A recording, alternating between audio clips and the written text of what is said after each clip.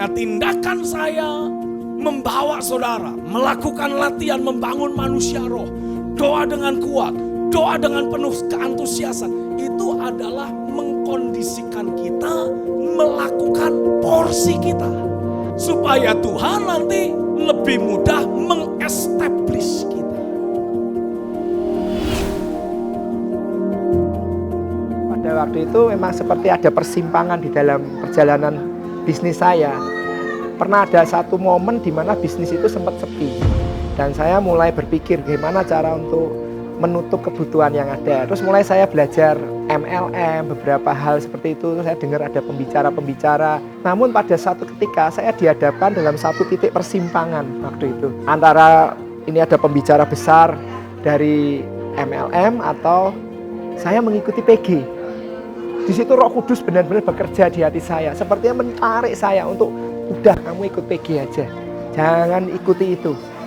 Bergumul sekian waktu karena waktu terus berjalan, makin sore dan mendekati jam PG, akhirnya saya memutuskan ya udah saya ikut PG. Nah, waktu saya ikut PG, saya merasa benar. Itu ada momen di mana saya mengambil keputusan itu, hati saya seperti benar-benar diputus dari cinta akan uang. Dan ketika saya hadir dalam PG sejak saat itu, momen ini seperti momen balik. Kecenderungan hatinya sekarang tersetting menuju kebenaran. Nah, sejak saat itu saya lebih meyakini lagi apa yang sudah dibagikan oleh Dad. Saya praktekkan dalam hidup sehari-hari, membangun dasar keyakinan, membangun gaya hidup, dan sikap hati yang akurat sebagai seorang anak. Saya merasakan kalau dulu saya menjalani bisnis di dunia arsitek, terus bangun segala macam, saya merasa banyak struggle.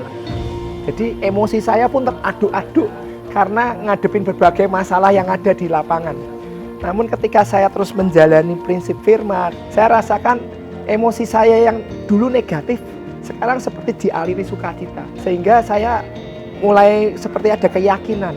Saya bisa menaklukkan setiap masalah, setiap tantangan yang ada. Saya hadir di proyek bukan sebagai korban, tapi sebagai solusi. Sehingga setiap hal itu bisa saya taklukkan satu persatu. Akibatnya, saya bisa menjalani profesi ini bukan dengan struggle lagi, menjalani dengan penuh sukacita dan damai sejahtera. Kemanapun saya pergi, kemanapun ada tantangan, kehidupan pun mengalir di sana. Saya bisa taklukkan setiap situasi dan tantangan yang ada. Dan saya bersyukur karena saya memiliki Bapak Rohani. Tanpa memiliki Bapak Rohani, saya tidak tahu apa yang menjadi pola ilahi. Hidup saya, sekarang saya merasakan lebih terarah, lebih fokus. Dan saya percaya Tuhan akan terus mengarahkan kita menjadi anak yang akurat di dalam Tuhan. Hari ini aku berdoa kekuatan yang baru akan terus ada dalam hidup jemaat. Selalu ada pekerjaan Roh Kudus sebagai roh penghibur, memberikan emosi yang positif, memberikan kekuatan yang baru, memberikan kekuatan moral, memberikan kekuatan emosional.